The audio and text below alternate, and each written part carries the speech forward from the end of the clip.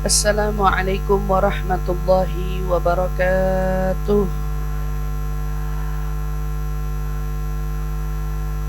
Alhamdulillahi rabbil alamin wa bihi nasta'inu ala umuri dunya waddin wassalatu wassalamu ala asyrafil anbiya'i wal mursalin sayyidina wa habibina wa syafi'ina wa qurrati a'yunina Muhammadin sallallahu alaihi wa ala alihi wa sahbihi wa sallam. Subhanaka la ilma lana illa ma 'allamtana innaka antal alimul hakim. Rabbi zidna ilma warzuqna fahma. Amin amin ya rabbal alamin. Allahumma inna nas'aluka ilman ladunni wal mashraba safiyal haniya wa habiya ghani. Allahumma inna nas'aluka ilman ladunni wal mashraba safiyal haniya wa habiya ghani. Allahumma inna nas'aluka ilman ladunni wal mashraba safiyal haniya wa habiya ghani. Alhamdulillah thumma alhamdulillah. Limpahan syukur bersama-sama mari kita panjatkan kehadirat Allah Subhanahu wa taala atas limpahan nikmat yang besar yang Allah anugerahkan kepada kita, menjadikan kita semua bagian daripada umat Nabi besar Muhammad sallallahu alaihi wasallam. Di mana kemuliaan umat Nabi besar Muhammad sallallahu alaihi wasallam adalah umat yang diberikan kemuliaan yang paling tinggi di antara para umat yang ada. Semata-mata bukan karena kita yang berharga, tetapi kita semua mendapatkan nilai ini karena Nabi kita Muhammad SAW adalah Nabi yang termulia di antara para nabi-nabi yang ada.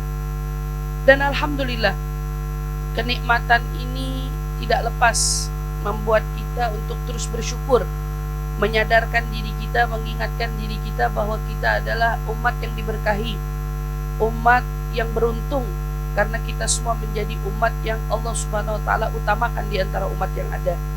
Dan mudah-mudahan keutamaan ini tidak hanya sebagai nama, tetapi keutamaan kita menjadi umat yang paling utama di antara para umat justru menjadikan kita semua memang umat-umat yang paling terdepan dalam amal ibadahnya.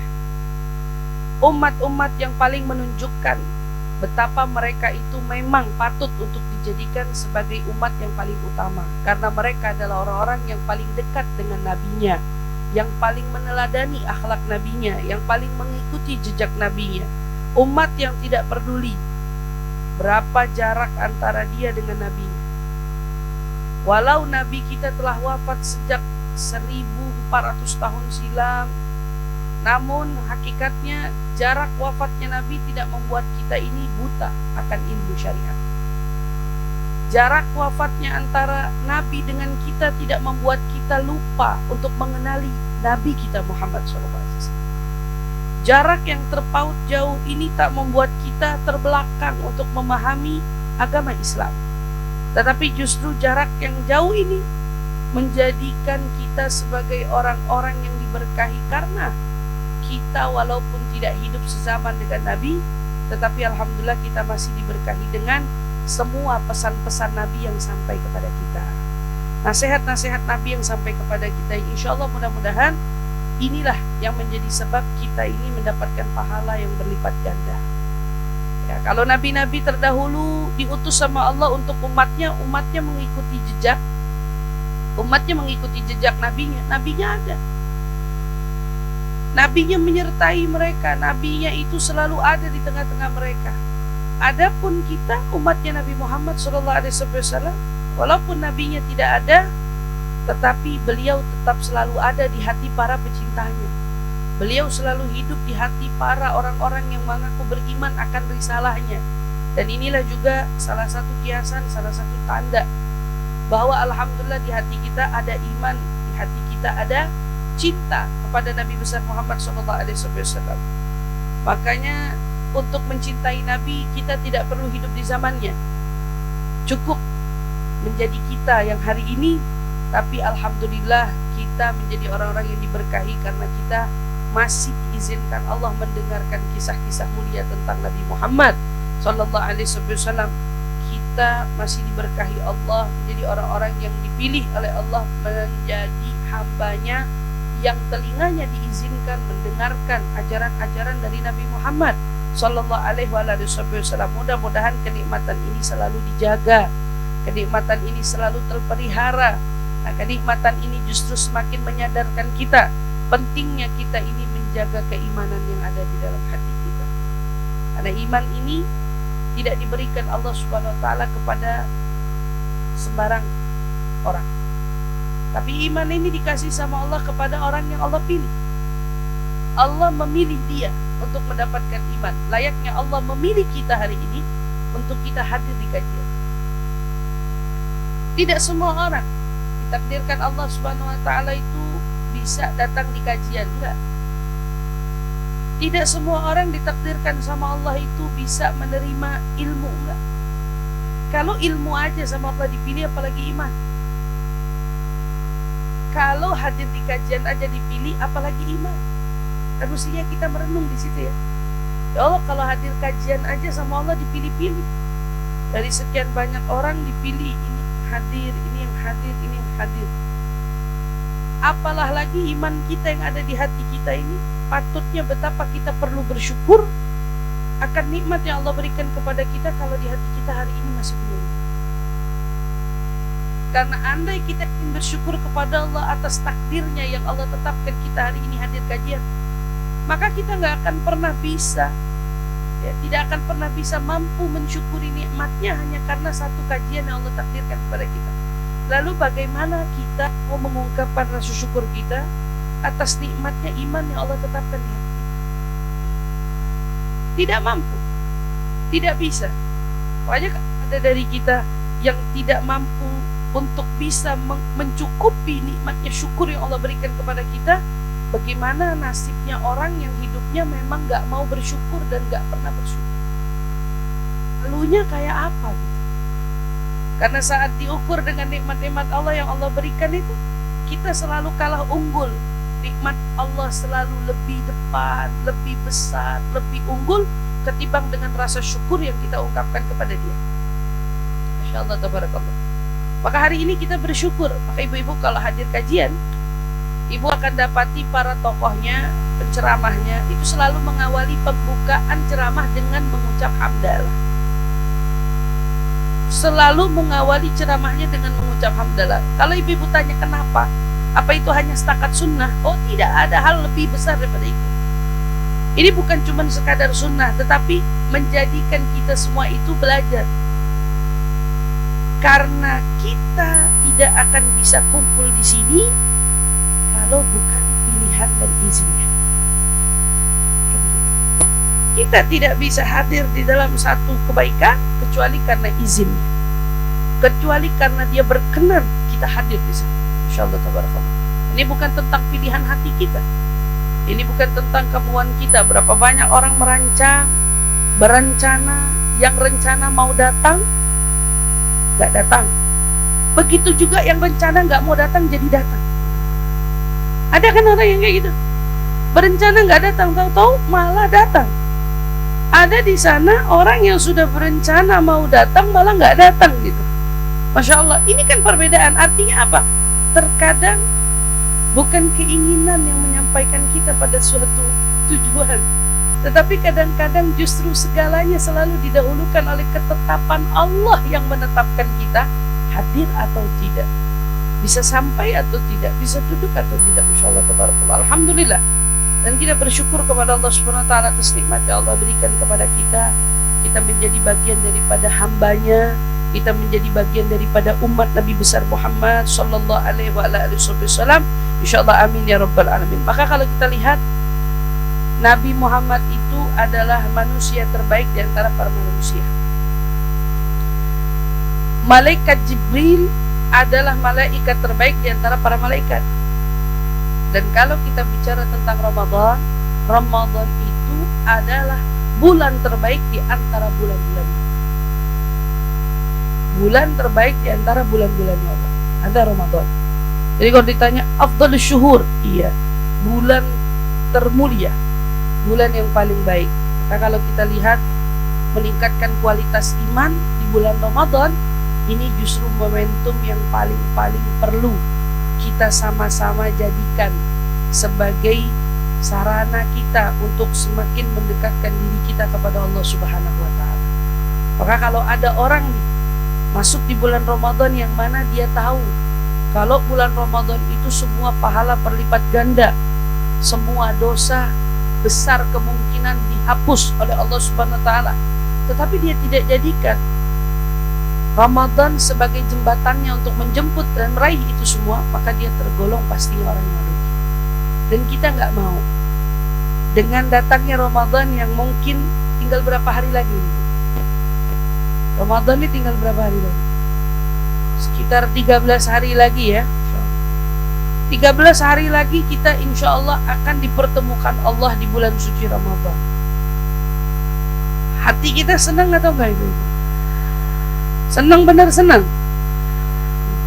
Orang yang senang aja nyambut Ramadan, senang nih Ramadan mau datang, wujibul ghufran, katanya wajib bagi Allah menghapus dosanya. Senang aja tuh nyambut Ramadan. Dan tanda orang di hatinya senang sama masuknya bulan Ramadan, itu tandanya di hati dia ada iman. Di hati dia ada iman. Beda halnya sama orang yang kalau mau datang Ramadan malah dia suntuk. Malah dia sumpah mikirin, ya Allah, bentar lagi puasa. Ini misal, ya Allah bentar lagi puasa. Kalau yang di sini mah nggak ada kali yang begitu ya. Ada di mana itu yang begitu. Mungkin di luar-luar kali yang begitu, orang-orang luar yang belum pengajian. Ya, belum pengajian, yang belum kenal Allah, kenal Rasul, ya mungkin mereka bilang, aduh, bentar lagi Ramadan, berarti kita nggak bisa arisan dong. Iya, mikirin, aduh bentar lagi Ramadan, kayak ngerasa kebebanan sendiri gitu ya, sama datangnya Ramadan. Ya berarti tandanya apa? Tandanya orang ini nggak punya iman. Imannya bermasalah berarti. Karena orang yang di hatinya sejatinya memang memiliki keimanan yang baik, ya keimanan yang bagus, pasti dengan adanya hari-hari baik, jangankan Ramadan ya, setiap adanya momen-momen kesempatan untuk dia mendapatkan hal baik, dia akan bergembira hatinya, dia akan bahagia hatinya. Makanya contoh dari kebahagiaan itu ditunjukkan oleh ulama dengan apa? Ungkapan mereka menyambut Ramadan. Sambutnya dengan apa? Marhaban ya Ramadan, marhaban ya Ramadan, marhaban bil qabul wal ghufran gitu. Dia sambut, dan banyak versi-versi kasidah-kasidah terkait menyambut datangnya Ramadan. Nah yang jadi pertanyaan, ini kok disambutnya kayak nyambut orang? Kalau kata ulama, ini karena besarnya kedudukan Ramadan itu sendiri. Makanya penyambutannya juga luar biasa. Setiap negara memiliki sambutan yang berbeda-beda. Kalau negara muslim ya, kalau negara muslim memiliki sambutan yang berbeda-beda. Biasanya kalau di Mesir atau di Hadramut atau di mana, pasti kalau kita masuk ke Hadramut misalnya, Tarim, kalau Ramadan itu kamu kayak ketemuin satu masa yang berbeda dari masa-masa lainnya. Alamnya berbeda. Karena ternyata orang di Ramadan itu malam berganti menjadi siang, siang berganti menjadi malam. Nah itu bisa kebayang nggak? Malam ganti jadi siang, siang ganti jadi malam. Itu cuma Ramadan doang. Dan itu satu kota loh. Bukan satu rumah doang. Satu kota memberlakukan itu. Jadi kalau ibu pergi ke Tarim nih, kondisinya lagi bulan Ramadan, ibu akan secara otomatis ikut. Mau tidak mau malamnya nggak tidur. Mau nggak mau malamnya ibu bisa lihat orang semuanya melek. Karena mereka saking begitu antusiasnya untuk ibadah di waktu malam. Kalau ibu siang hari tiba-tiba ibu mau beraktivitas, ibu bingung. Nggak ada manusia. Ibu mau beraktivitas, mau bangun, nggak ada orang. Jalanan sepi, ibu nggak bakal nemuin satu orang pun. Bener-bener bu. Saya tahun lalu Ramadan di sana ngerasain. balik berangkat ke sana, emang itu momen yang paling saya rindu dari momen saya belajar di Hadramut. Saya bilang saya pengen Ramadan di Tarim, pokoknya mau Ramadan di Tarim. Saya ngerasain deh Ramadan di Tarim seminggu. Karena momennya puasa, nyari momen ziarah nggak ada, mau tidak mau paksain diri lagi puasa ziarah, kan gitu. Kalau siang nggak kuat kita, berangkatnya habis subuh pagi-pagi, ziarah kita jalan. Ziarah ke tempat-tempat yang deket aja. Percaya atau enggak, kagak ada orang.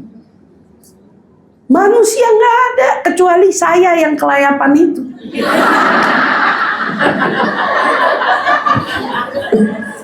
Kecuali saya yang kelayapan itu kalau Tarim, itu kalau Hadramut gitu ya.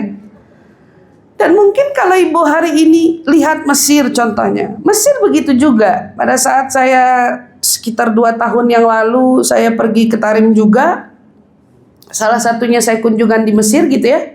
Itu sudah mau beberapa waktu menjelang Ramadan gitu. Pulang tuh udah mau deket Ramadan. Itu mereka udah prepare di semua jalan, masjid atau apa, lampu-lampu itu sudah menyala. Udah lagi dipasang-pasangin. Yang jadi pertanyaan, itu kenapa ya orang-orang pada ini kalau Ramadan, sepanjang Ramadan 30 hari 30 harinya nyala lampu, rame, udah kayak ada festival di semua wilayahnya. Semua wilayahnya hidup. Nah kita mau nanya, Indonesia sudah buat apa?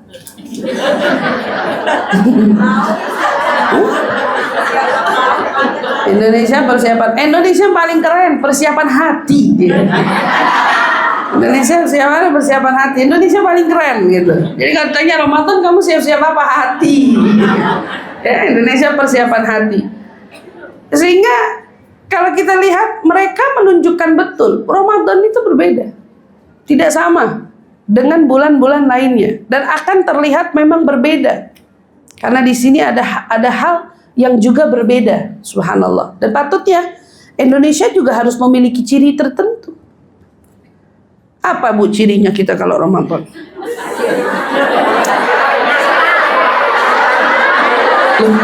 Saya nanya, apa cirinya kalau Ramadan? Ibu mah tiap hari masak. Saya bilang kalau Ramadan itu cirinya ketemu kolak. Ada kolak di mana-mana Ramadan. Udah paham deh tuh. Itu momennya Ramadan. Ada kolak, ada makanan-makanan itu yang dijual di jalanan. Udah familiar banget. Iya kan? Iya. Ada gorengan, ada es buah. Ada buah yang selalu keluar belewah gitu. Gitu ya. Kalau Ramadan ya, semua pasti punya ciri khasnya. Ya cuman kita kan pengen dong Indonesia ini lama-lama menjadi negeri, kota yang pada akhirnya itu juga mencerminkan suasana Ramadan itu adalah suasana ibadah. Suasana yang sangat-sangat syahdu. Jadi kalau dulu ada tokoh yang ngingetin kita, harusnya Ramadan itu siang-siang itu kafe-kafe ditutup. Harusnya kan sebetulnya terrealisasi. Ini malah enggak kan gitu. Nggak bisa kalah ya udah toleransi.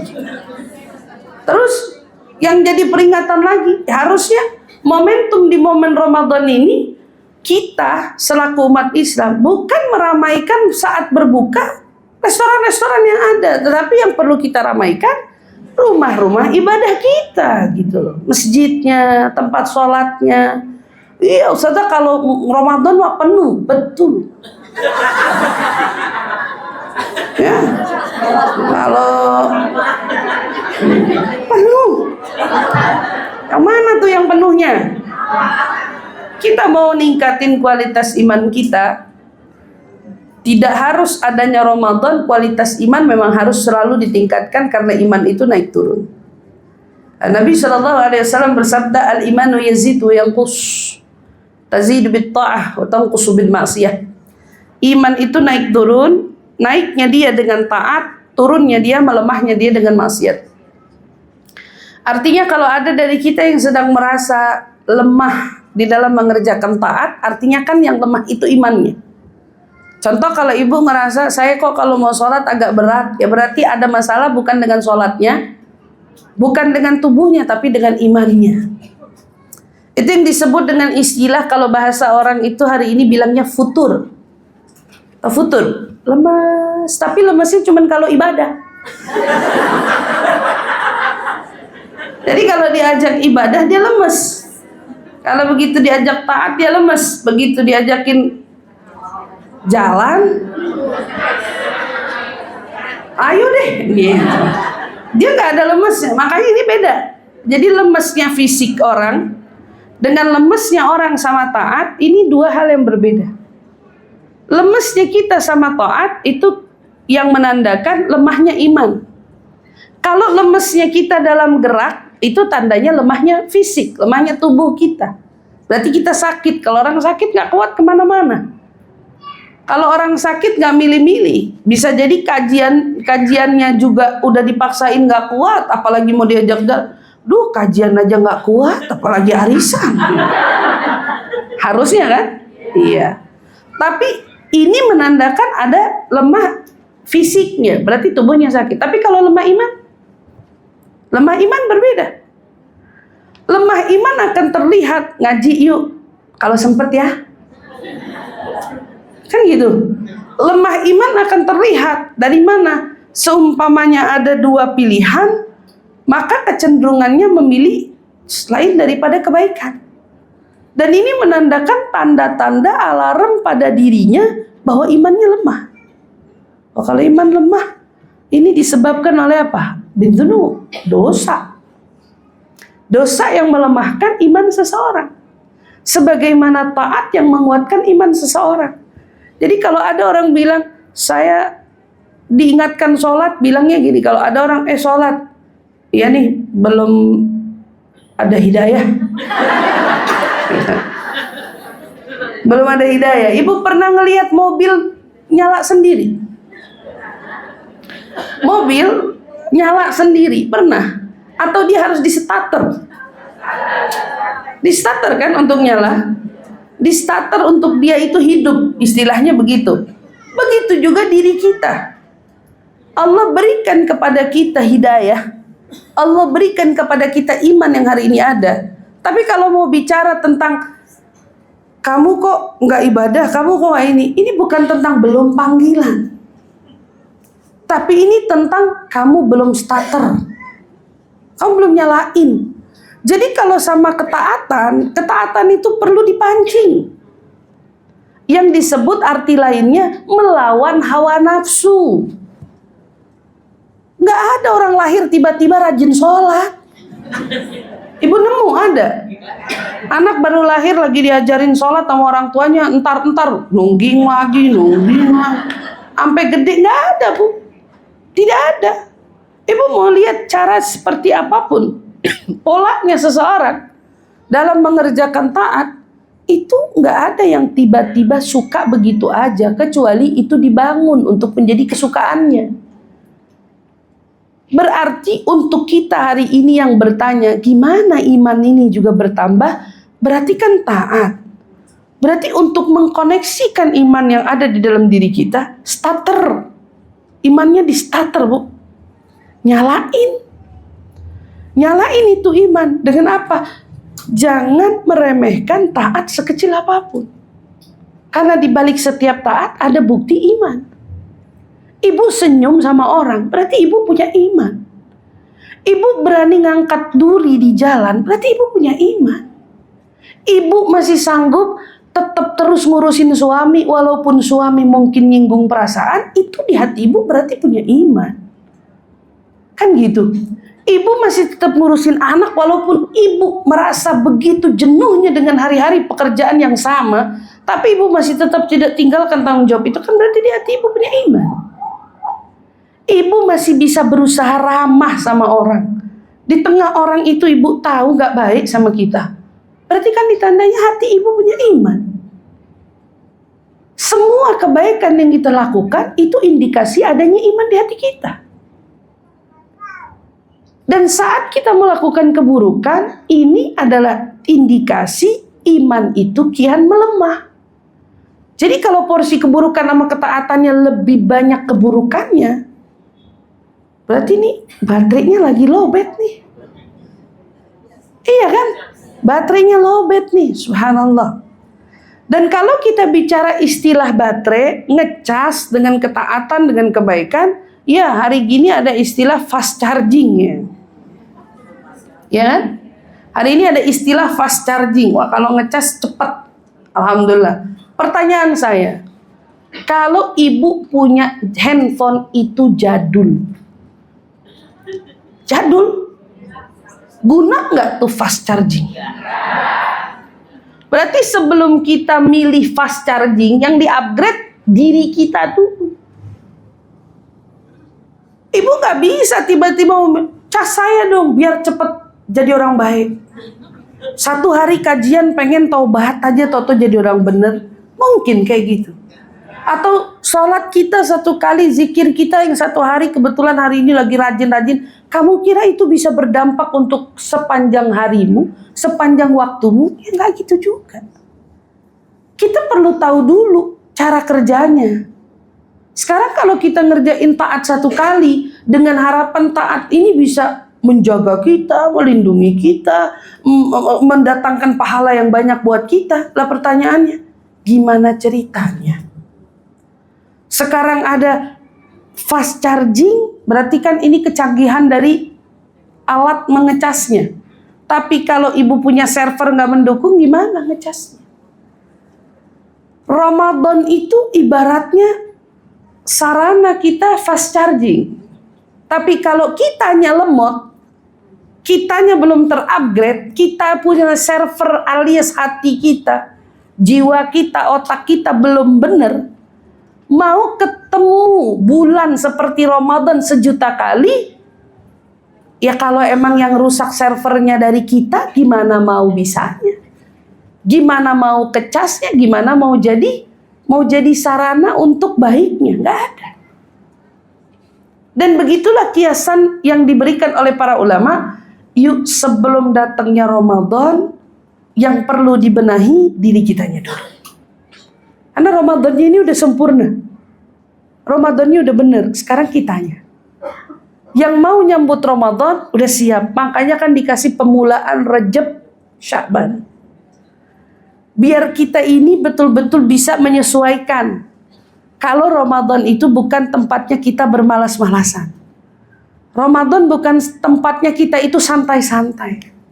Tapi Ramadan itu sudah jelas tempatnya kita itu mengejar ketertinggalan kita. Yuk, kalau kemarin-kemarin ada yang ketinggalan, ada yang apa, ayo. Makanya kalau kita lihat coba ayatnya Allah Subhanahu wa taala. Ayatnya Allah yang berbicara dengan kita di dalam surat Al-Baqarah ayat 183. Coba lihat di situ. Di mana ayat ini Allah Subhanahu wa taala ngingetin sama kita. Ya ayyuhalladzina amanu kutiba alaikumusiyam kama kutiba alal ladzina min qablikum la'allakum. Allah manggil siapa ini? Berarti panggilan ini berlaku untuk orang yang punya iman kan? Kalau orang yang imannya bermasalah, kira-kira panggilan ini bakal bener nggak diterima sama dia? Gak bakal bener. Tapi kalau di dasar hatinya punya iman, Masya Allah, kita diingetin dari Rejab, bentar lagi Ramadan, ini sudah persiapan banget. Apapun yang dia diingatkan tentang kemuliaan yang bisa kamu dapat, dan ancaman kalau kamu terhalang mendapatkan kemuliaan itu, karena hatimu dendam, karena kamu durhaka, karena kamu mutusin silaturahmi, kan dia berarti yang paling takut kan. Jangan sampai saya nggak dapetin itu semua, jangan sampai saya kehilangan itu semua. Masya Allah, tabarakallah, berarti dia orang yang lebih waspada. Karena panggilan Allah, Allah tidak panggil hai seluruh umat manusia, tapi Allah panggil dengan panggilan ya ayyuhalladzina amanu kutiba alaikumusiyam. Memang orang yang beriman itu sudah lebih dulu diwajibkan atas kita puasa. Jadi orang-orang beriman terdahulu, dari zaman nabi-nabi terdahulu, mereka semua juga diwajibkan puasa dengan caranya. Di setiap mungkin setiap aturan agama itu dari kitab yang diturunkan beda-beda mungkin. Yaitu agama Islam dari ajaran kitab Zabur mungkin punya tata cara sendiri puasanya. Karena nabinya. Taurat, Injil, mereka dituntun, dibimbing, tapi syarat puasanya, diminta puasanya sudah ada sejak dahulu kala. Makanya ibu-ibu tahu kalau hari ini ada istilah puasa Daud. Berarti kan puasa Daud itu puasa dari zamannya Nabi Daud. Betul apa enggak? Daud diturunin kitab apa? Nabi Daud. Zabur. Dan Al-Quran diturunkan kepada Nabi Muhammad SAW. Di situ juga ada aturan puasa yang diturunkan untuk kita. Tata cara dan tuntunannya untuk kita. Kutiba ala ladzina min qablikum la'allakum. Berarti kalau ditanya tujuan dari orang puasa, kalau ditanya orang puasa tujuannya yang dicari apa? La'allakum tattaqun. Agar kamu bertakwa. Agar kamu bertakwa. Puncaknya itu kan, puasa nganterin kamu jadi orang takwa. Puasa itu berarti ngerubah kamu. Dari kamu yang sebelumnya apa menjadi apa. Menjadi orang yang tentunya bertakwa. Berarti kalau kemarin kadar takutnya sama Allah 20, setidaknya lewat Ramadan naik tingkat dong. Walau hanya kadar naiknya 10% lagi. Jadi 30%. Berarti poinnya dapat. Tapi kalau seumpamanya maaf kita lewatin hari demi hari, waktu demi waktu, sampai tahun demi tahun. Toto ibu nemuin ada satu momen di mana ibu sadar. Katakan sekarang 2025. Ibu ingat-ingat dari 2020 kemarin. Berarti ada selisih 5 tahun ya Bu ya. 2020 menuju 2025, 5 tahun berlangsung, 5 tahun berjalan. 5 tahun berjalan ini tanya, di tahun-tahun ini ada nggak tahun yang ibu sadar, saya ingat banget waktu tahun 2022 saya sedang rajin-rajinnya. Lagi rajin-rajinnya ibadah. Kenapa? Karena tuh kan waktu itu pandemi, ingat mati. Misalnya. Jadi waktu karena ingat itu masanya pandemi, jadi saya ingat banget waktu itu 2022, Masya Allah kayaknya hampir setiap bulan hatam Quran gitu. Karena ngaji mulu ingat mati soalnya, dia ingat mati. Ala kulli hal, dia ingat 2022 ya, dia sedang rajin-rajinnya. Lalu dia melihat dirinya di tahun 2025 ini. Pada saat dia melihat tahun 2025 ini, kok bisa ada tahun lalu lebih baik daripada tahun sekarang. Berarti kan poin target Ramadan yang Allah harap itu tidak tercapai buat kita.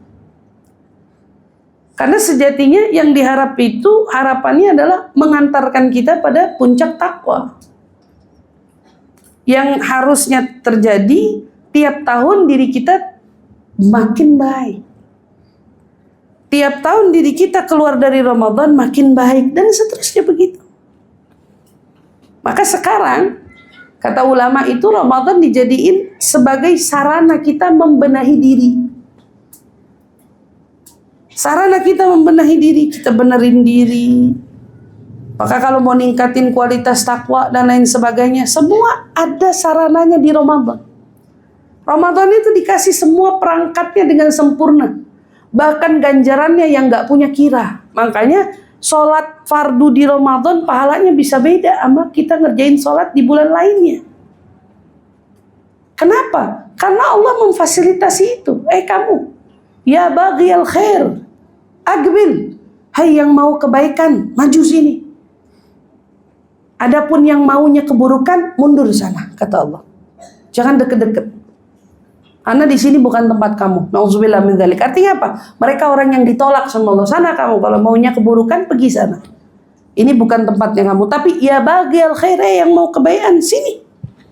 Ini tempatnya kamu. Ini tempat di mana kamu betul-betul mau menjemput kebaikan.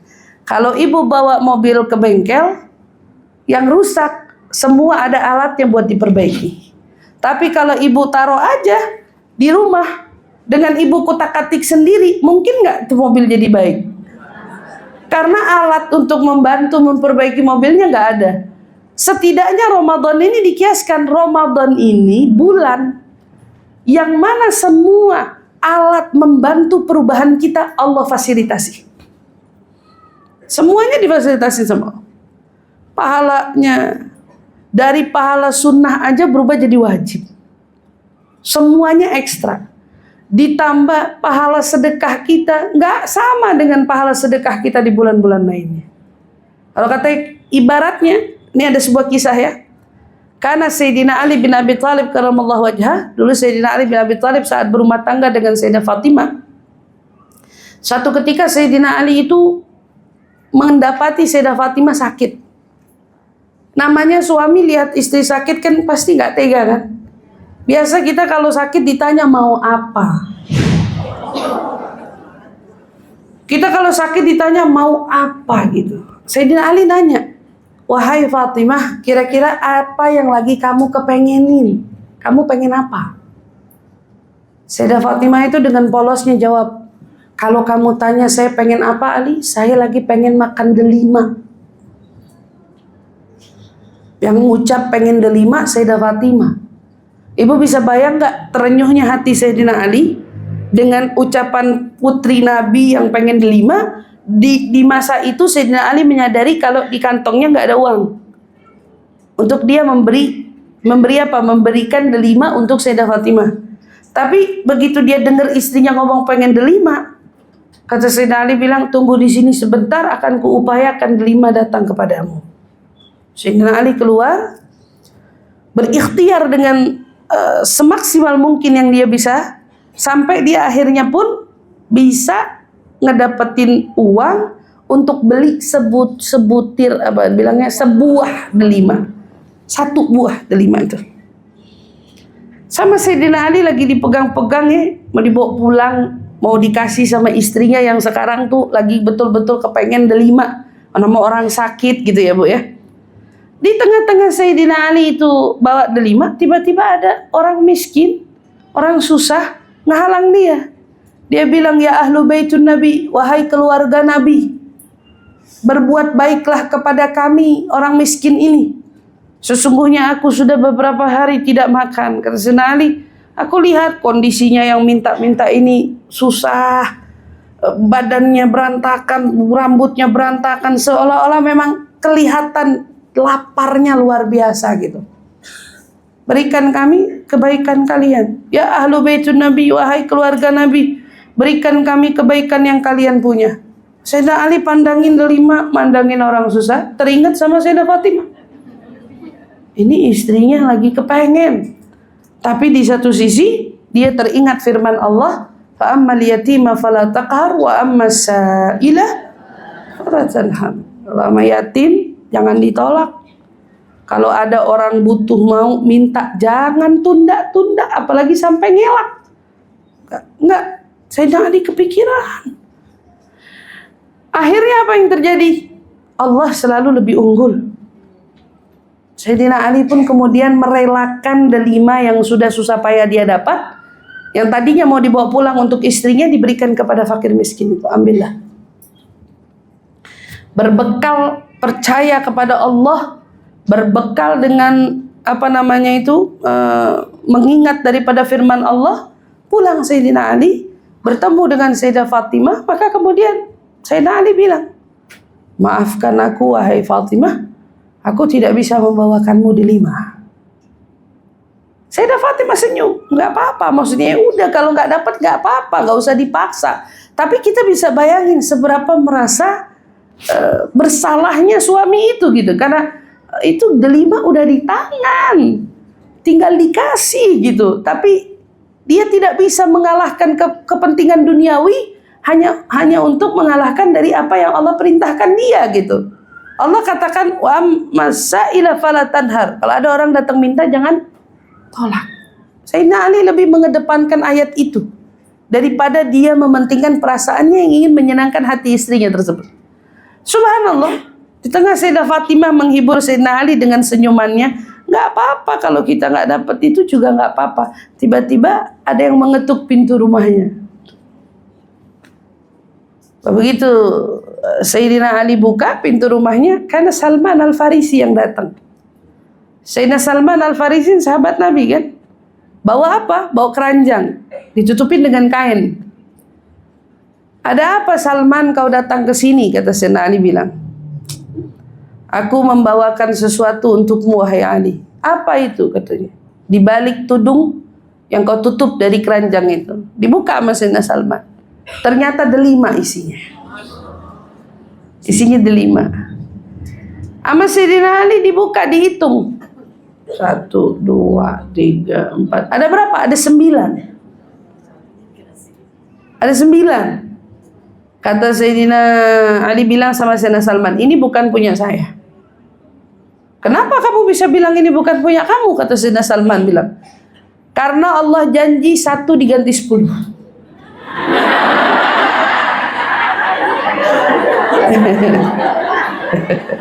Karena Allah janjinya 1 diganti 10, ini baru 9, ini bukan 10. Ini berarti bukan punya saya, kata Sayyidina Ali bilang. Kata Sayyidina Salman bilang, la anta babbatilatul ilm wa anta babuha. Kata dia bilang, iya, kamu nih emang dasar ya Ali. Kamu nih emang benar-benar pintunya ilmu, kata Sayyidina Salman bilang. Baru aja turuman 1 saya umpetin, katanya Allah. Tahu-tahu diambil. Baru aja turuman 1 diumpetin, dikeluarin dari kantongnya Sayyidina Salman. Nah, nggak jadi deh katanya. Gitu diambil. Sayyidina Ali senyum. Dari kuatnya beliau yakin sama Allah. Ini sedekah di luar Ramadan bi asyri amsalihha. 1 sedekah ganjarannya 10 kali lipat. Kalau Ramadan, kalau 1 sedekah di Ramadan ganjarannya 700 kali lipat. Tidak sama dengan Ramadan, tidak sama dengan bulan yang lain. Ila sab'amiyah di'fah. 1 sedekah yang kamu keluarkan 700 kali lipat gandanya. Artinya imbalan yang akan kau terima, yang akan Allah berikan kepadamu dari berupa balasannya, itu 700 kali. Dan bisa kita simpulkan, makin mundur ke 10 terakhir, makin tinggi besar kelipatannya. Makin terus meningkat. Allah nggak kasih sama. Maka kalau ada orang yang datang Ramadan tetapi dia memilih santai, dia memilih menganggap biasa-biasa saja, maka dia telah salah besar dalam apa? Dalam memahami Ramadannya. Allah Subhanahu wa taala berfirman, "Syahrul Ramadan alladzi unzila fihi al-Qur'an hudan lin-nas wa bayyinat minal huda wal furqan, faman syahida minkum asy-syahra falyasumhu." Wa man kana maridan aw ala safarin fa iddatun min ayyamin ukhra. Yuridullahu bikumul yusra wa la yuridu bikumul usra wa litukmilul iddata wa litukabbirullaha ala ma hadakum wa la'allakum tashkurun. Lihat ayat ini yang Allah katakan kepada kita. Syahrul Ramadan. Bulan Ramadan ini bulannya apa? Turunnya Al-Qur'an. Al-Quran yang Allah katakan turun di Ramadan tujuannya untuk apa? Hudan linnas. Allah perjelas di situ. Tujuan Al-Quran itu turun menjadi petunjuk bagi manusia. Artinya, momennya kita di bulan Ramadan bukan hanya momen baca Quran. Tapi sejatinya momennya kita di bulan Ramadan, momennya kita mencari petunjuk bagi jalan hidup kita. Dari Al-Quran. Nah, itu ibu-ibu kalau buka Al-Quran tuh dari lembaran pertama sampai lembaran terakhir, itu kalau ibu mau cari urusan ibu sampai masalah yang ada dari masalah sampai keluarnya masalah.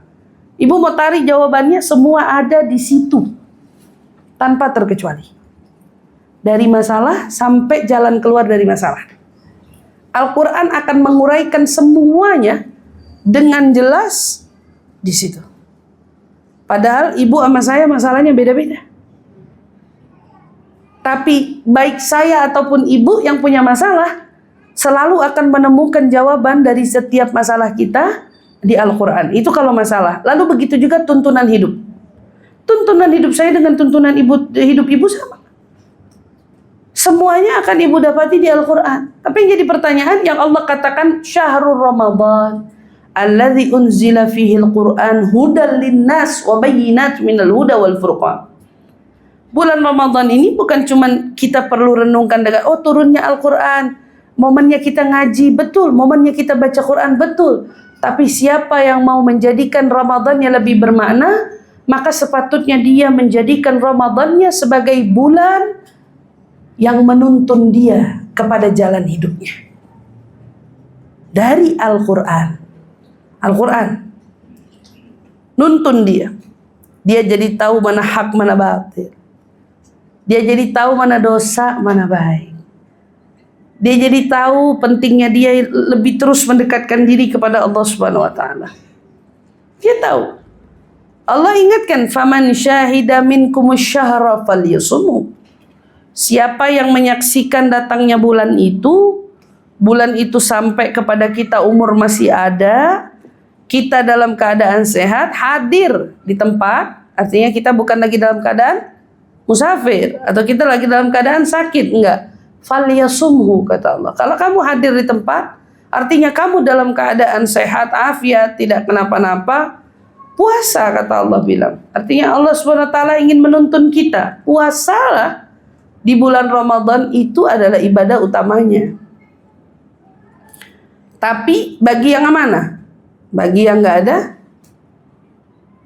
sakit atau musafir, Allah langsung jawab, fa'iddatun fi ayyamin ukhar. Begitu juga perempuan haid, perempuan nifas, atau perempuan yang menyusui, ya, khawatir janinnya dan lain sebagainya, sebagaimana hukum-hukum fikihnya, itu semua dijabarkan. Kamu nggak bisa puasa di situ, fa'iddatun fi ayyamin ukhar. Kamu bukan dengan kamu itu nggak bisa puasa Ramadan, berarti kamu nggak punya hutang, ya enggak. Allah anggap itu hutang. Ya kamu laki, ya kamu perempuan, hutang ya hutang. Yang Allah minta dibayar. Fa'iddatun fi ayyamin ukhar. Kata Allah Subhanahu wa taala, siapa yang ninggalin tidak bisa puasa di waktu itu, di waktunya, maka ulang puasanya di waktu lain. Kata Allah, yuridu bikumul yusra wala yuridu bikumul usra. Hati-hati. Jangan sampai kita bilang apa? Aduh, ribet banget mau qadha. Malu kita. Karena kata Allah bilang apa? Loh, justru kan ini ada kemudahan buat kalian. Ayat ini bilang kan sama kita, ngajarin kita, kalau kamu lagi sakit, bayar di waktu lain. Kalau kamu lagi musafir, bayar di waktu lain. Sebetulnya ini keringanan apa kesulitan? Keringanan. Tapi banyak orang-orang yang lemah iman menyikapi ini dengan part apa? Kesulitan. Iya, syaitan berhasil mempengaruhi kita. Sampai lihat deh, kadang-kadang kita baru bisa berhasil bayar qadha di bulan Syaban. Benar apa enggak? Itu bukan di zaman kita aja. Orang kata Sayyidah Aisyah bilang gini, kami dulu rebut-rebutan bayar qadha di bulan Syaban. Itu istri Nabi. Dan emang kebiasaan kita makin kian menunda kan makin mundur gitu. Nanti makin mundur gitu ya. Saya salut sama Hadramut dalam part ini, salutnya luar biasa. Karena Hadramut memiliki satu adat, maksudnya kebiasaan ya. Ramadan selesai, Lebaran 1 hari, langsung besoknya mereka kayak Ramadan lagi 6 hari ke depan. Karena mereka menuntaskan puasa Syawalnya. Puasa Syawalnya dituntasin sampai 6 hari ke depan. Sampai 6 hari ke depan, lumayan kan kepotong 6 hari. Kalau kita head berapa kira-kira? Anggaplah kalau head kita 10 hari misalnya kayak gitu. 10 hari kita perlu bayar qadha. Udah kepotong 6, sisa 4. Yang bikin sering kali berat karena nggak bayar-bayar dari awal. Makanya Syaban uber-uberan gitu. Karena nggak ada nyicil-nyicil di awal gitu loh. Nyicil bayar sekian, nggak. Tapi subhanallah, setahun loh ada 360 hari. 30 dipotong berarti sisa 330 sekian hari yang harusnya bisa kita jadikan bayar puasa, tapi lihat betapa setan mampu mempengaruhi kita sampai kita menunda dan menunda dan menunda. Ketunda. Masya Allah, tabarakallah. Maka Ramadan dibilang bulan Quran. Iya. Bulan dimana kita tahu di situ turunnya Al-Quran. Waktu kita tahu dia turun, gimana komitmen kita mulai sekarang kepada dia, yaitu Al-Quran. Ibu udah niat apa aja Ramadan? Mau khatam. Udah pasti niat mau khatam. Niat mau baca. Tapi yang jadi pertanyaan, sebelum kita hanya berniat-niat untuk khatam, pertama yang harus dibangun komitmennya, Bu. Ibu sehari mau baca berapa lembar? Ini penting loh. Karena ibu tidak akan sampai kepada titiknya khatam kalau komitmennya nggak ibu jalani. Sehari mau dibaca berapa? Mau sejus kah? Mau setengah jus kah? Wallahualam. Ya kalau setengah jus nggak dapat aja gitu kan. Ya kan kalau setengah jus sih berarti kan nggak khatam gitu kan. Tapi kalau sehari bisa berapapun niatnya itu. Tapi yang jadi pertanyaan, ibu punya komitmen nggak gitu?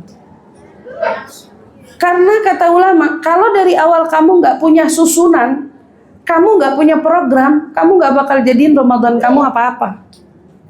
Udah, kamu cuma ngaji-ngaji aja, tapi kamu nggak akan pernah punya program Ramadanmu sendiri. Maka diingetin, ayo sekarang kita mau jadiin bagaimana caranya meningkatkan kualitas iman. Kan tadi saya bilang starter. Starternya dengan apa? Baca Quran aja cukup? Enggak, tapi diikat dengan komitmen kita, Bu. Insya Allah setiap hari nggak ada hari yang berlalu kecuali kan gitu kan. Saya akan baca Quran 1 juz. Tapi kita ini kan perempuan, ada masa haidnya.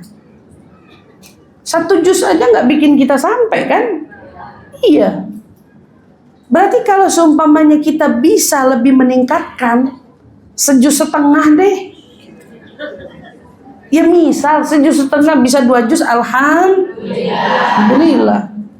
Selesai bacanya masih terbata-bata. Kan dibilang, ini bulannya komitmen. Emang bulannya kita betul-betul memperbaiki diri. Jadi ibu gak usah bingung kalau Ramadan emang Allah tiba-tiba bikin kita jadi malas ngapa-ngapain. Jadi malas kemana-mana misalnya kayak gitu. Sebetulnya emang ini adalah tuntunannya. Karena ternyata setannya gak ada, hawa nafsunya dibuat lemah. Makanya jadi malas mau ngapa-ngapain. Tapi di balik malas itu ada ketaatan yang harus kau lawan. Coba kalau Ramadan udah disuruh puasa, tapi taatnya malasnya juga diikutin. Dapat apa kita? Baca Qur'annya siang enggak, begitu ketemu tarawih malam enggak juga. Oh, coba bayangin, begitu ketemu tarawih malam enggak juga. Makanya coba kita lihat hadis Nabi SAW. Yang ingetin sama kita, idza kana awwalul lailah min syahri Ramadan. Begitu masuk malam pertama di awal Ramadan ya, tibanya awal Ramadan, suffidatus syayatin. Semua setan-setan jin dibelenggu. Berarti nggak ada jin setan keluaran, nggak ada. Fix nggak ada. Ibu nggak akan ketemu kuntilanak. Nggak bakalan. Ibu tidak akan ketemu sama itu semua ya. Gak ada Ramadan. Karena Allah bilang suffidatus syayatin wa mardatul jin.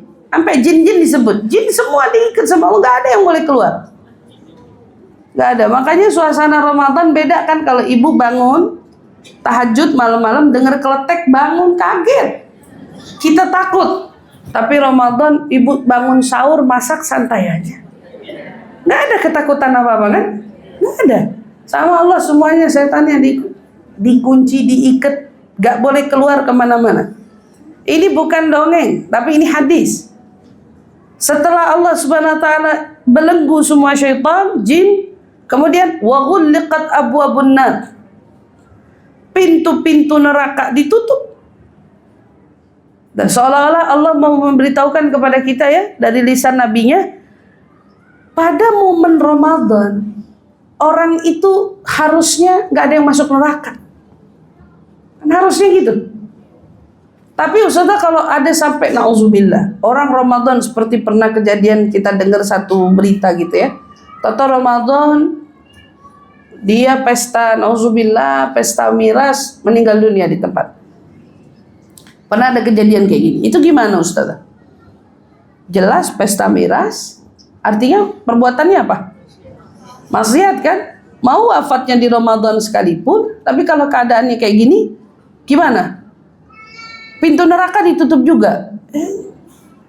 Maksud daripada pintu-pintu neraka ini ditutup, hakikatnya pintu neraka ini tidak dilalu-lalangi orang, karena jalannya sebetulnya yang kebuka tuh pintunya surga. Karena saking banyaknya orang berbuat taat, hampir-hampir tak ditemukan pelaku maksiat. Semestinya kan begitu. Saking banyaknya pelaku taat, hampir-hampir tak ditemukan pelaku maksiat. Lalu kalau kita temukan hari ini, ya Allah, ini kok Ramadan tapi pelaku maksiat masih banyak aja. Pengingat buat kita ya. Ingetin kita semua untuk benar-benar menjaga diri kita. Subhanallah, jangan sampai kita salah. Falam yuftah min habab. Neraka satupun pintunya katanya nggak dibuka. Wa futtihat abwabul jannah falam yughlaq minha bab. Dibukakan untuk kita pintu-pintu surga, satu pun pintunya nggak ada yang dikunci. Semua pintunya dibuka. Yunadi munadi. Kemudian ada seruan. Seruan yang Allah serukan di bulan Ramadan dengan seruan apa? Ya baghiyal khair wa ya baghiyasy syarr. Lihat seruannya. Hai orang yang menginginkan kebaikan, sini datang. Orang yang mau keburukan, diam di tempat sana kamu, tahan dirimu, gak usah dekat-dekat ke sini. Walillahi utaqa, perhatikan. Walillahi utaqa'u minan nar wa dzalika kullu lailah. Allah memiliki orang-orang yang dibebaskan dari api neraka, dan ini terjadinya kapan? Setiap malamnya. Tiap malam ada orang yang dikasih tiket bebas dari neraka. Bebas, bebas, bebas, bebas, bebas. Sampai kata ulama, saking banyaknya itu ya, saking banyaknya nggak kehitung. Sampai kalau dibilang kayaknya nggak ada sisa. Orang kayak nggak dikasih sisa sama Allah buat masuk neraka. Nggak, semua surga, surga, surga. Biar bebas. Ini keluasan rahmatnya Allah kepada umatnya Nabi Muhammad. Makin tua harinya, tanggalnya, makin besar pembebasan yang Allah berikan kepada kita. Jadi kan makin 29 makin 21, 22, 23, 24, 25 itu makin tua tanggalnya. Ya, makin tua tanggalnya, makin besar peluang pembebasan dari api nerakanya. Makin besar. Makanya jangan sampai kesempatan yang ada Allah bebaskan orang-orang dari pintu-pintu nerakanya itu nggak kena buat kita gitu kan. Kita yang harus betul-betul memaksimalkan. Dengan apa? Yuk belajar.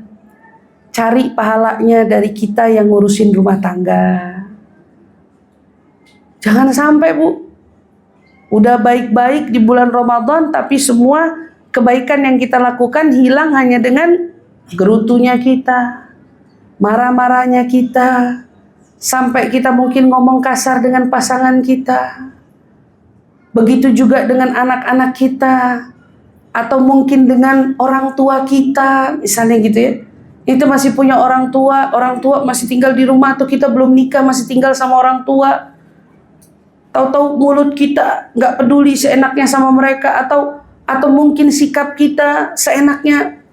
Ini momennya dimana kita mau mengejar, jangan sampai ada peluang yang sebegini besar tapi nggak bikin kita masuk ke dalam surganya. Yang punya suami, ambil sebanyak mungkin pahala dari baktimu kepadanya. Yang punya anak, kejar sebanyak mungkin pahala tadi dari apa? Dari kamu yang begitu mengurus anak. Masya Allah. Dalam sebuah hadis Nabi bersabda, man fattara shaiman. Ramadan ini kan juga diantara pahalanya yang besar ngasih makan orang berbuka ya Bu ya. Ibu kan semua orang dapur. Betul apa enggak? Ibu kan yang bikin sahur. Ibu juga yang bikin menu berbuka, gitu kan? Ibu yang nyiapin orang-orang di rumah itu makan. Ibu tahu gak seberapa besar pahala yang ibu dapat? Seberapa besar pahala yang ibu raih dengan ibu dari pukul 3 mungkin pukul setengah 3 sudah repot di dapur masak untuk suami makan, untuk anak makan. Ibu harus bangun tuh di tengah malam dalam keadaan mengantuk, tapi ibu tahu ini tanggung jawabku, ini adalah bagian daripada urusanku, kata gitu. Kalau ibu menikmati proses itu dengan kerelaan, dengan keridhaan, ibu gak bakal nyangka sebesar apa yang bakal ibu dapat dari pahalanya. Orang dipersiapkan mau puasa dengan masakan kita, lalu sorenya ibu mempersiapkan menu berbuka dengan masakan kita. Kita lagi yang masak. Betapa mulianya, Masya Allah, Tabarakallah.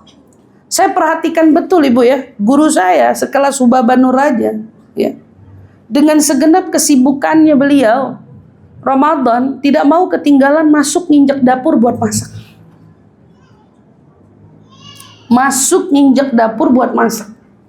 Dia tetap mau masak. Kenapa? Karena dia mau cari pahala. Dengan dia di situ masak, menyiapkan syurbah atau mungkin menyiapkan apapun makanan yang dihidangkan untuk orang yang berbuka, dia tahu betapa besarnya setiap tegukan airkah atau suapan makanankah yang masuk ke dalam mulutnya dan pahala yang Allah berikan kepada mereka yang mempersiapkan menu berbuka itu.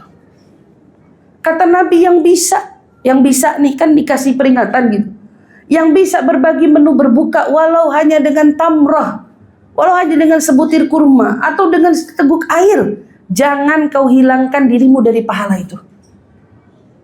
Nah kalau ini peringatan Nabi, kan kalau kita lihat lah, istri ini sebetulnya peluangnya besar banget ya. Dia yang sajiin makanannya, dia yang masak 2 menu 3 menu di meja makannya, dia yang siapin dengan penuh keikhlasan dan kesabarannya. Perempuan yang paling besar dapat pahala di Ramadan. Kalau apa? Kalau nggak ngegerutu.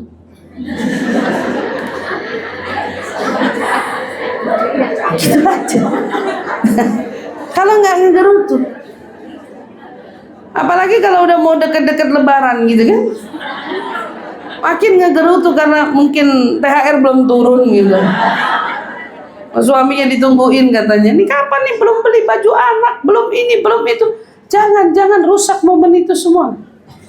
Lebaran bukan tentang baju baru. Bukan itu targetnya. Kan Allah sudah katakan di awal. Yuk kita ulang. La'allakum tattaqun.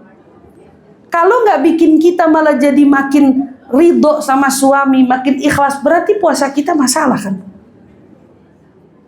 Kalau Toto menjelang lebaran marah kesel sama dia, berarti puasa kita bermasalah. Kalau malah menjelang lebaran kita malah bermasalah dengan keluarga, mungkin dengan siapa, anak kita atau apa, dengan teman kita, berarti puasa kita ada masalah. Karena puncaknya yang diharap sama Allah kan la'allakum tattaqun. Nah, kalau ternyata itu tidak membawa kita pada takwa, ya, tidak membawa kita pada takwa, berarti gagal misi puasanya. Kam min sa'imin laisa min siyamihi illa al-ju' wal 'atash. Kan Nabi bilang, berapa banyak orang yang berpuasa namun misi dari puasanya gagal kan? Yang mereka dapat cuma apa? Lapar dan haus. Jadi kalau kita puasa hari ini, lihat di tubuh kita nih seperti sholat, ada ruh, ada jasad. Puasa bukan cuma mulut yang nahan minum. Puasa bukan cuma mulut yang nahan makan.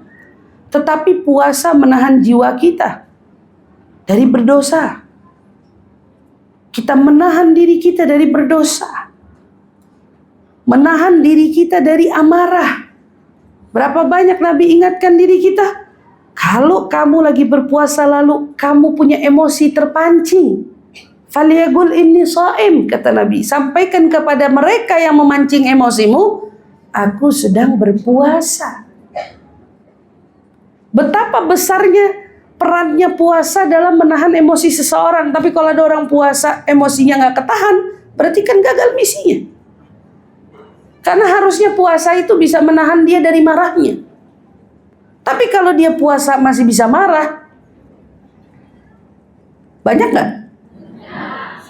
Ibu-ibu begitu? Puasa masih kuat marah? Ya, puasa masih bisa marah-marah? Kan berarti misinya salah nih, ada yang salah gitu. Berarti yang puasa cuman jasadnya, ruhnya nggak ikut puasa.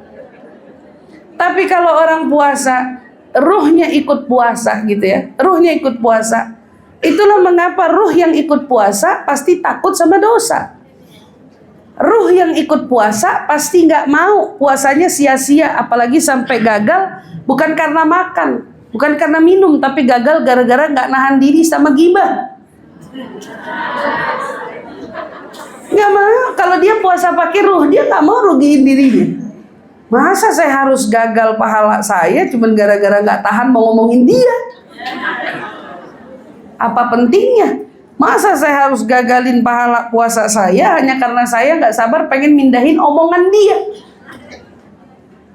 Tapi kalau orang yang puasanya diiringi dengan ruh, ruhnya ikut puasa, dia akan tutup semua peluang, gitu ya. Semua peluang untuk dia memusnahkan dari pahala puasanya, nggak mau. Dia bakal jaga. Nabi SAW jadi kalau ditanya, puasa Ramadan ini puncaknya dari yang diharap apa? Ghufranud dzunub, dosa diampun. Nabi SAW bersabda, man shoma Ramadan. Dalam riwayat yang lain, man shoma au qama Ramadan imanan wa ihtisaban, ghufira lahu ma taqaddama min dhanbi. Barang siapa orang yang berpuasa, riwayat yang lain, yang mengerjakan sholat malamnya, berdiri ya di sholat malamnya, bulan Ramadan, imanan wahtisab. Iman berarti dengan iman, diiringi keimanan di hatinya. Apalagi ihtisaban, arti ihtisab artinya apa? Cuman mengharap pahala dari Allah saja. Dia nggak mencari hal lain. Iktikafnya nggak karena ikut-ikutan. Tarawehnya bukan karena ikut-ikutan.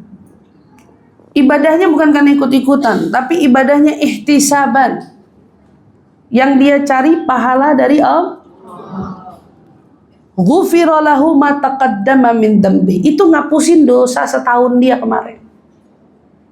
Dosa-dosa yang lalu dari yang telah dia perbuat sepanjang tahun kemarin, Allah gugurkan semuanya. Dapat tiket pembebasan, kemudian dijaminkan dosa diampuni oleh Allah, pahala yang nggak tanggung-tanggung. Ini kalau ibu mau pakai kalkulatornya, satu sholat wajib pahalanya 70 kali lipat. 70 kali lipat. Satu sholat sunnah pahalanya jadi wajib. Tadi sedekah 700 kali lipat. Dan terus pembebasan yang Allah berikan yang tak terhitung lagi jumlahnya. Kalau mau dihitung udah gak kehitung lagi jumlahnya gitu ya. Dan masih banyak lagi. Man fattara sa'iman, siapa yang kasih orang menu berbuka, bagi mereka pahala seperti orang yang berpuasa, gak kurang dari pahalanya sedikit. Berarti banyak kan Bu? Ibu pada mau beli baju lebaran, nggak dilarang, beli. Tapi kalau punya baju numpuk, bagiin orang. Jadiin momen lebaran ini momennya inget. Bukan momennya mentingin diri, tapi momennya inget orang lain. Inget orang yang juga mungkin hari ini mereka berjuang mati-matian, sebetulnya juga kepengen ngerasain baju yang dipakai layak, bagus, tapi mungkin gak punya kemampuan. Kita punya baju cakep-cakep di lemari, daripada nganggur, kenapa gak dijadiin pahala? Kenapa gak kita kasih ke orang? Kenapa gak kita jadiin momen berbagi kita?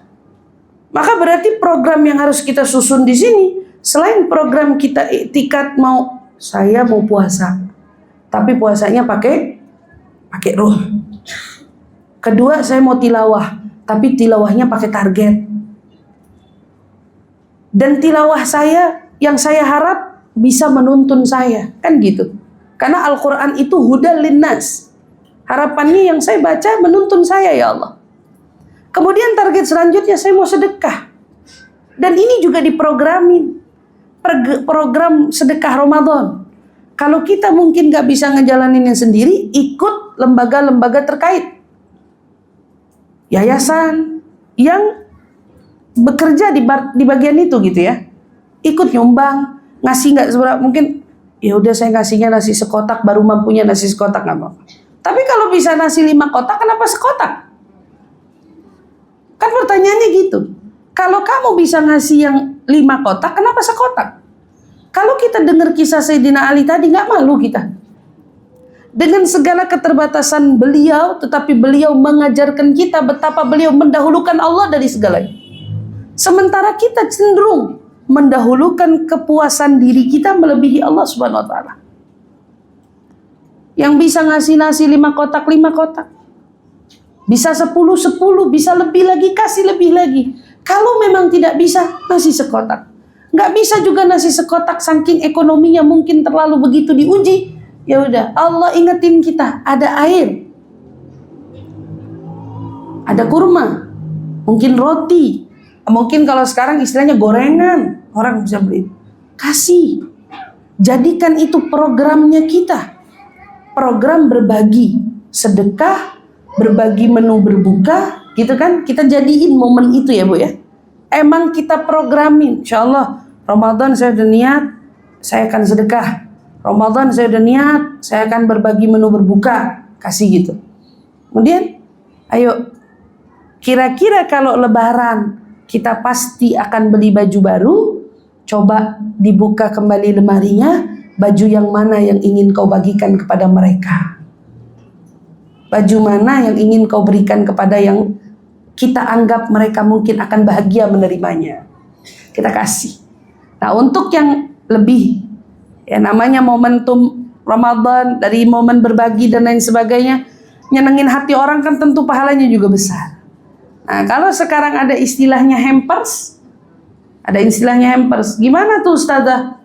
Mau bagi-bagi hampers, jadiin momen hampers itu momennya kita apa? Momennya kita peduli, momennya menebar kasih, momennya kita berkasih sayang. Pertama, sebelum bagi-bagi hampers kepada orang-orang, kasih dulu orang tuamu yang masih hidup. Tunjukkan dulu bentuk perhatianmu yang paling utama kepada mereka. Apapun itu, berikan. Orang tua, saudara. Kadang-kadang gitu ya. Kita bisa ngasihin teman kita yang di mana, saudara kandung kita sendiri gak kita kasih. Saudara kandung kita gak dapet. Saya mau ngingetin, Bu, sebelum kita bagi-bagi ke sana sini, saudara kasih. Saudara kandung kita jangan dilupain, biar kata cuman telur sekilo. Kasih. Biar kata cuman mungkin minyak goreng 2 liter, kasih. Atau gula mungkin sekilo, kirimin. Hantarkan kepada mereka. Apalagi baru kita berikan kepada siapa yang kita anggap memang dia sahabatku, dia temanku. Setelah keluarga kita kasih, kita berikan kepada mereka. Dan punya rezeki lebih. Itu tadi sedekah kaum du'afa wal masakin dan seterusnya. Mudah-mudahan dengan momen ini semua, ya Allah, kebaikan-kebaikan yang kau buat, wabil khusus momen-momen ini yang kau ambil di bulan Ramadan, adalah momen di mana Allah Subhanahu wa taala justru meningkatkan kualitas keimanan kita, sehingga kita semua datang masuknya Ramadan, tidak ada Ramadan yang keluar begitu sia-sia. Tetapi kita keluar dari Ramadan, ya Allah, dosa-dosa kita diampuni Allah Subhanahu wa taala. Dosa-dosa kita digugurkan Allah Subhanahu wa taala. Apalagi di sana adanya malam Lailatul Qadar. Khairu min alfi syahr. Ibu tahu malam Lailatul Qadar kedudukannya untuk kita syukuri melebihi kita dapat dunia seisinya yang dipenuhi dengan emas. Kalau kita dapat malam Lailatul Qadar, kita patut bersyukur sama Allah. Untuk nikmatnya merasakan malam Lailatul Qadar, itu melebihi kita merasa layaknya kita bersyukur kayak orang dapetin harta dunia isinya emas. Kenapa? Karena malam Lailatul Qadar tidak Allah berikan kepada siapapun kecuali umatnya Nabi Muhammad. Satu ibadahnya seperti 80 tahun kita kerjain. Khairu min alfi syahr, lebih utama dari 1000 bulan. Artinya yang kebetulan ibadahnya di bulan Ramadan tadi dapat pas malam Lailatul Qadar, 2 rakaatnya kayak 80 tahun dia sholat 2 rakaat itu. Sepanjang 80 tahun. Diiringi lagi dengan ibadah-ibadah lainnya. Tanpa henti loh Bu, 80 tahun sekian. Kita bisa renungkan, ini bukan ganjaran sederhana, ini ganjaran spektakuler. Ganjaran luar biasa, jangan disepelekan. Maka sebelum saya tutup, saya ingatkan, setiap dari kita berpeluang mendapatkan malam Lailatul Qadar. Kalau sampai ada dari kita yang berlalu dari Ramadannya tetapi dia terhalang dari malam Lailatul Qadar, ya hasratah. Bahasanya apa? Ya hasratah, sungguh meruginya dia. Maka Al-Habib Muhammad bin Abdullah Al-Haddad, beliau ngajarin kita, jangan sampai kesempatan besar itu terlewatkan sia-sia oleh kita. Kan gitu.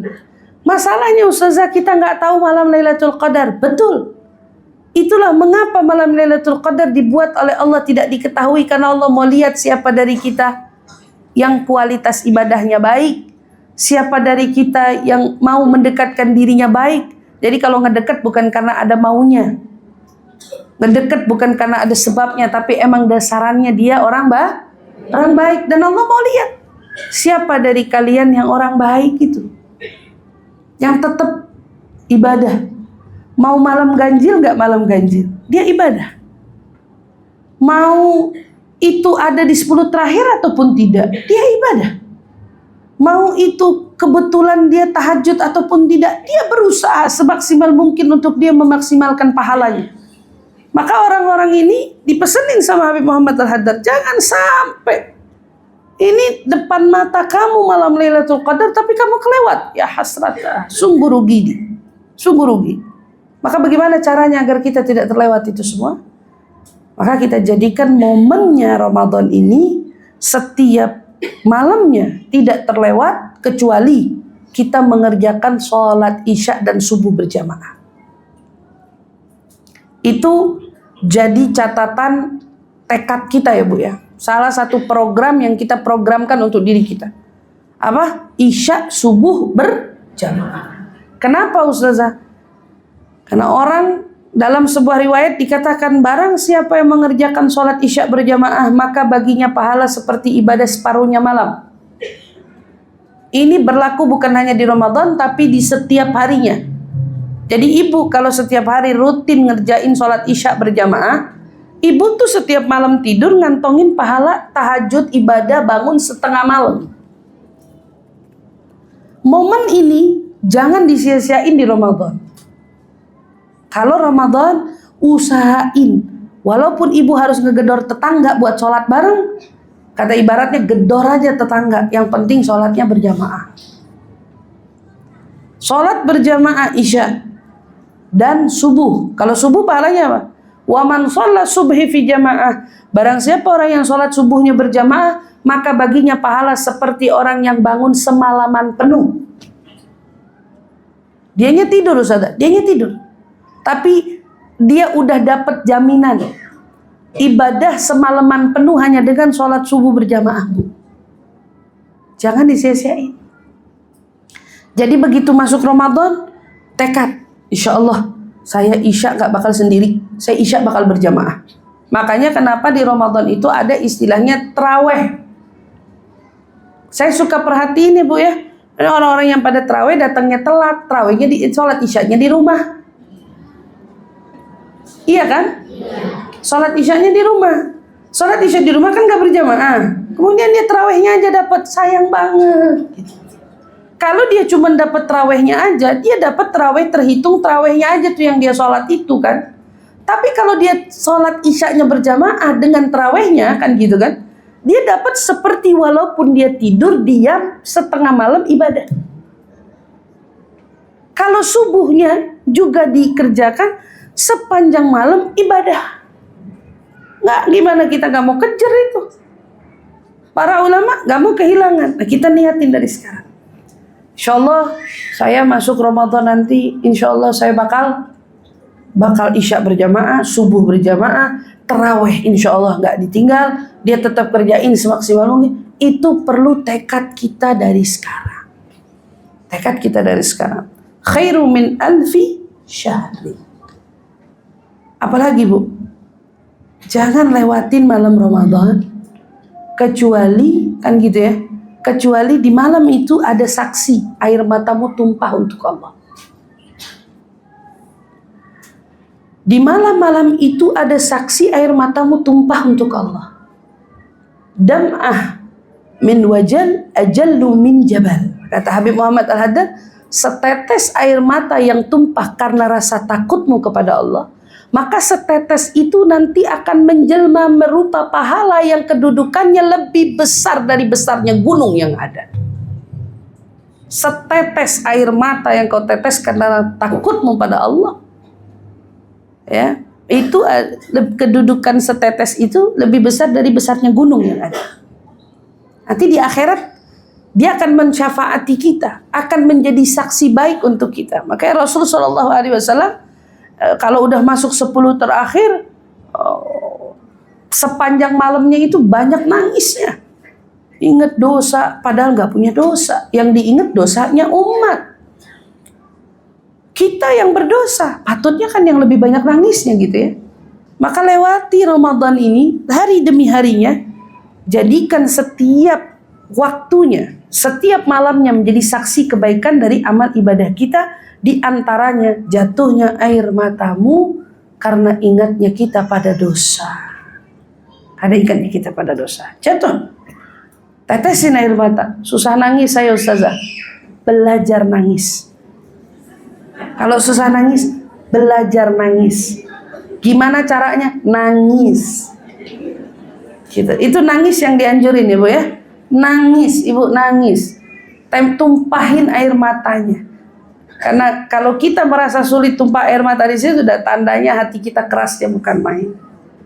Tapi kalau kita bisa tumpahin, ingat dosa, ingat kesalahan, ingat kekurangan, dan betapa kita beruntungnya dipilih Allah Subhanahu wa taala sehingga hari itu bisa bersujud, bisa bersyukur, bisa bermunajat, bisa berdoa. Aduh, rasanya nggak ada habisnya rasanya ungkapan kita yang begitu besarnya mendapatkan nikmat ini semua. Maka jangan kita rugikan diri kita dengan menyia-nyiakan Ramadan, tetapi ayo kejar raih manfaat sebaik-baiknya dengan datangnya bulan suci Ramadan, yang mudah-mudahan insya Allah kita keluar dari Ramadan betul-betul puncak ketakwaan kita raih, kemenangan yang sesungguhnya kita raih, dosa-dosa kita digugurkan Allah Subhanahu wa taala, kesalahan-kesalahan kita semua dihapuskan oleh Allah Subhanahu wa taala, dan kita semua menjadi pribadi yang lebih baik lagi, menjalani hari demi hari dengan penuh ketakwaan, penuh keikhlasan, penuh kesabaran, dan penuh dengan banyaknya ketaatan insyaallah. Amin amin ya rabbal alamin. Tapi Ibu mungkin ada yang mau bertanya sebelum diakhiri? Silahkan. Silahkan, tunjuk tangan mau ada yang bertanya. Oh ya, boleh dioper-oper ya ke belakang, di tengah, bagian tengah. Boleh tunjuk tangan lagi Bu biar kelihatan. Iya.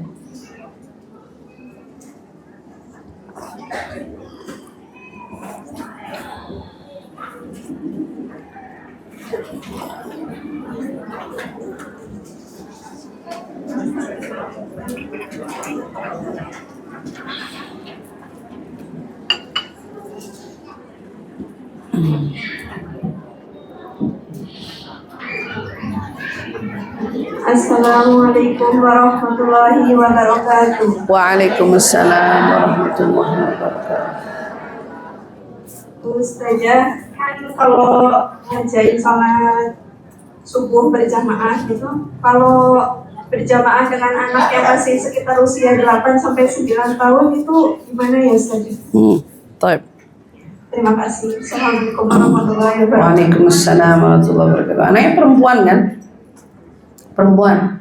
Kalau anaknya perempuan aman, karena 9 tahun itu 8 tahun 9 tahun sebenarnya dia sudah masuk haddut tamyiz. Dia udah bisa ngebedain mana najis, mana bukan, dan pasti tata cara wudhunya juga udah baik, udah sempurna, dan insya Allah bacaan sholatnya juga udah baik. Maka kalau seperti itu adanya, sholat dengan mereka itu terhitung berjamaah gitu loh. Sholat dengan mereka terhitung berjamaah.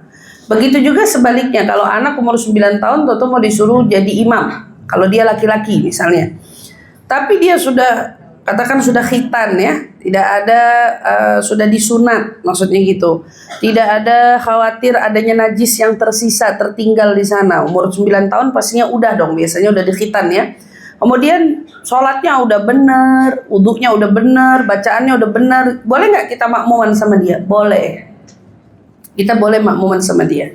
Nah, gitu, umurnya segitu nggak jadi masalah. Yang penting dia sudah tahu tata cara sholatnya yang baik dan benar. Allahu a'lam bishawab. Makasih Ustazah. Sama-sama. Assalamualaikum warahmatullahi wabarakatuh. Waalaikumsalam warahmatullahi wabarakatuh. Silakan. Ya, lumayan banyak. Nah, ini ke sana nih.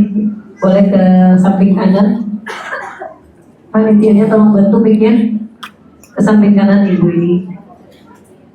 Biar gantian. Oh, boleh mampir di situ dulu, boleh, silakan. Assalamualaikum warahmatullahi wabarakatuh. Waalaikumsalam warahmatullahi wabarakatuh. Ustazah, saya mau bertanya, apakah perempuan boleh sholat berjamaah di masjid? Karena saya sering mendengar bahwa perempuan sebaik-baiknya sholat di rumah.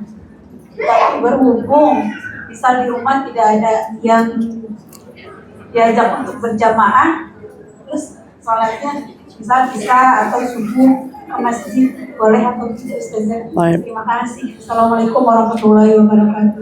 Waalaikumsalam warahmatullahi wabarakatuh. Kalau bertanya hukum terkait perempuan sholat di masjid boleh apa enggak, selagi tidak menimbulkan fitnah, hukumnya boleh-boleh aja. Nah, tetapi yang jadi pertanyaan ini, sholatnya ini sholat 5 waktu atau sholat apa? Nah kan gitu. Kalau bicara sholat 5 waktu, kalau kata ulama, selagi kamu bisa tetap mengupayakan sholatmu di rumah, kau sholat di rumah, perempuan. Tapi kalau untuk sholat-sholat yang di sana terdapat anjurannya, didesak, seperti taraweh contohnya. Taraweh itu kan memang sunnah muakkad dan dianjurkan memang dikerjakan bareng-bareng gitu ya. Memang sunnahnya berjamaah taraweh itu. Walaupun kita sholat taraweh sendiri di rumah aja tuh bisa, tapi taraweh itu mustahabnya memang dianjurkannya berjamaah gitu loh. Nah, karena ada anjuran dorongan tertentu khusus ini, mengingat kebijakan kita sudah rata perempuan tuh sholat bareng di masjid. Ini bukan sesuatu yang tabu lagi gitu. Misalnya tidak ada perempuan yang sholat atau dia sendiri nongol. Nah, ini kan aneh. Kalau ini perempuannya banyak yang ikut sholat, maka di sini tidak menimbulkan fitnah. Untuk sholat-sholat sunnah yang memang dianjurkan, memang kita kerjakan itu seperti momentum taraweh ini, kita dianjurkan sholat berjamaah di masjid kalau memang harus dikerjain di masjid. Atau kita cari musola atau tempat yang mungkin dekat rumah khusus perempuan. Hadzal aula. Mungkin itu kayak lebih baik gitu ya kalau sumpamanya ditemukan khusus perempuan. Tapi kalaupun enggak, kita mau sholat di musola, mau sholat di masjid, areanya perempuan semua, tidak ikhtilat laki perempuan, maka hukumnya enggak masalah gitu. Adapun sholat 5 waktu lain, misalnya kayak sholat-sholat yang lain, usahakan memang untuk sholat di rumah. Wallahu a'lam bishawab. Satu lagi ya. Saya tanya, jika saya ingin beramal ada selalu niatan untuk bersedekah gitu, tapi kan suami sedangkan suami rezekinya cukup hanya buat di rumah tangga aja, tapi saya punya istilahnya rezeki Uang sendiri. Uangnya uang siapa? Uang sendiri. Ya. Cuma suami nggak tahu. Oke. Ibu ini bertanya, beliau punya penghasilan sendiri, anggap begitu ya. Ibu punya penghasilan sendiri. Ibu pengen bersedekah. Apa perlu sedekah kita diberitahu suami? Tidak. Kalau kita menggunakan uang kita sendiri, kita tidak perlu bertanya dengan suami. Ya mungkin kalau mau informasi juga saya saranin juga kagak usah. Oh, serius, karena gini kadang-kadang pada saat kita menginformasikan suami untuk hal-hal yang seperti itu, kita perlu menjaga marwahnya suami gitu. Jangan sampai nanti suaminya ngerasa nih istri saya berasa udah kehebatan gitu, karena dia tahu kapasitas rezekinya dia cuman baru bisa ngasih nafkah anak istrinya gitu loh maksud saya. Jadi kalau itu uang kita, cukup kita aja yang tahu. Suami nggak perlu tahu. Nggak perlu kan kalau orang istilah sedekah itu tangan kanan memberi, istilahnya gitu ya. Nah tapi kalau itu uang dia nggak boleh seenaknya kita sedekahin. Kita perlu izin dia. Kita perlu musyawarah sama dia, betul itu gitu. Tapi kalau uang sendiri enggak. Uang sendiri bisa disedekahkan, diinfakkan seperti yang kita harap gitu. Wallahu a'lam bishawab. Baik, Sudah? cukup ya Ibu. Ya, cukup ya Ustaz. Cukup. Insyaallah mudah-mudahan pelajaran kita hari ini bermanfaat untuk saya pribadi dan juga tentunya untuk ibu-ibu semua yang hadir. Kita tutup majlis kita, mudah-mudahan Allah Subhanahu wa taala ampuni dosa-dosa kita. Allah Subhanahu wa taala muliakan kita, menyampaikan kita semua pada bulan Ramadan dalam keadaan sehat walafiat, panjang umur dalam taat, yang insyaallah mudah-mudahan Allah Subhanahu wa taala menerima semua amal ibadah kita, menyempurnakan pahala puasa kita, menyempurnakan pahala ibadah malam kita, dan mudah-mudahan menerima semua amal sedekah-sedekah kita. Insyaallah mudah-mudahan Allah perbaiki akhlak dan budi pekerti kita, membersihkan segala kotoran-kotoran yang ada di hati kita, mengantarkan kita pada puncak kemenangan dari hawa nafsu sepanjang kita menjalankan ibadah bulan suci Ramadan ini. Insyaallah mudah-mudahan Allah kembalikan kita dalam fitrah, Allah kembalikan kita dalam keadaan yang suci, suci dari noda dosa, suci dari noda amarah, suci dari noda dendam, suci dari noda dengki, suci dari noda iri. Ya Rabb, mudah-mudahan Allah jaga hati kita semua. Semoga mudah-mudahan Allah SWT lindungi kita dari godaan syaitan yang terkutuk. Allah pelihara iman Islam kita sampai akhir hayat kita nanti. Dan mudah-mudahan insyaAllah Allah pelihara iman Islam kita dan menyempurnakan iman dan Islam kita. Dan bila datang ajal datang menjemput, ya Allah wafatkan kita husnul khatimah. Wafatkan kita husnul khatimah, wafatkan kita husnul khatimah. Engkau ridha kepada kami ya Rabb, Engkau ridha kepada perbuatan kami ya Rabb. Allahumma ya Allah wafatkan kami di atas kalimat la ilaha illallah Muhammad Rasulullah sallallahu alaihi wasallam. Dengannya ya Rabb Engkau hidupkan kami, dengannya wafatkan kami ya Rabb, dengannya kumpulkan kami bersama arti la ilaha illallah. Allahumma ya Allah Kau tuntun kami, Kau bimbing kami sampai hari ini di tempat ini ya Rabb. Maka tuntun kami dan bimbing kami menuju jalan ridhamu ya Allah.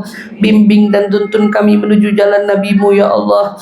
Bimbing dan tuntun kami ya Rabb menuju jalan yang Kau cintai ya Allah. Allahumma ya Allah Kau tuntun dan bimbing kami sampai kami di tempat ini ya Allah. Maka itu adalah tanda cintamu kepada kami ya Allah.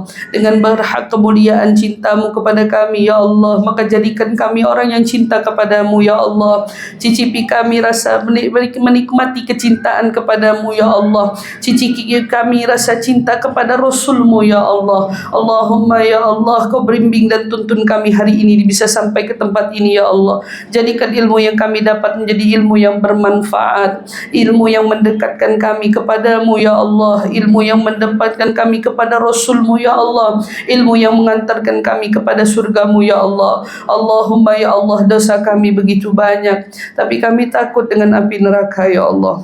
Kami takut dengan siksamu ya Allah. Kami takut dengan murkamu ya Allah. Maka ya Allah selamatkan kami dari api murkamu ya Allah. Selamatkan kami dari nerakamu ya Allah. Catat nama kami dan seluruh orang yang kami cintai, orang-orang yang Kau bebaskan dari api neraka ya Allah, orang-orang yang Kau selamatkan dari murkamu ya Allah. Catat namaku ya Allah, catat nama orang tuaku ya Allah, catat nama saudara-saudaraku ya Allah, catat nama pasanganku ya Allah, catat nama anak keturunanku ya Allah, catat nama sahabat-sahabatku ya Allah. Jangan satu pun dari mereka ada yang terkena dari murkamu ya Allah. Jangan ada satu pun dari mereka yang terkena dampak azabmu ya Allah. Selamatkan kami ya Allah, kami ingin surgamu ya Allah, tapi amal kami tak mencapaikan kami kepada surgamu ya Allah. Maka yang kami harap rahmat dan kasih sayangmu ya Allah, rahmat kasih sayangmu ya Allah, sebagaimana Engkau merahmati kami hari ini sampai di sini ya Rabb.